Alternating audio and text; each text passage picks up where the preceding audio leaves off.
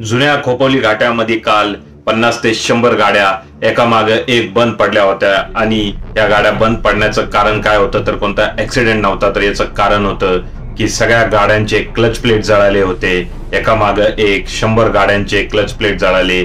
खोपोली घाटामध्ये जे उंच ठिकाण आहे आणि वळणदार रस्ते आहे अशा ठिकाणी क्लच ड्रायव्हिंग करायला लागते, कारण आधीच सुट्टीचा दिवस असल्यामुळे गाड्यांची संख्या जास्त, त्यामुळे गाड्या हळूहळू चालवायला लागतात आणि त्यामुळे कुठेतरी हाफ क्लचवर पाय ठेवून स्पीड कमी जास्त करायला लागतं. त्यामुळे फ्लाय व्हील असतं आणि क्लच प्लेट असतं, यामध्ये फ्रिक्शन होत गेलं आणि त्याच फ्रिक्शनचा रूपांतर असं झालं की क्लच प्लेटच जळाल्या.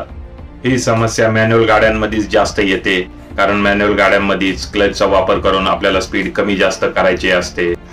तसंच बंद पडलेल्या बहुतेक गाड्या या सीएनजी गाड्याच होत्या. सीएनजी गाड्यांमध्ये पण स्पीड आपल्याला कमी जास्त करायला लागते आणि घाटामध्ये सीएनजी गाड्या लवकर चढत नाहीत, त्यामुळेही या समस्या काल उद्भवल्याचं बोललं जात आहे.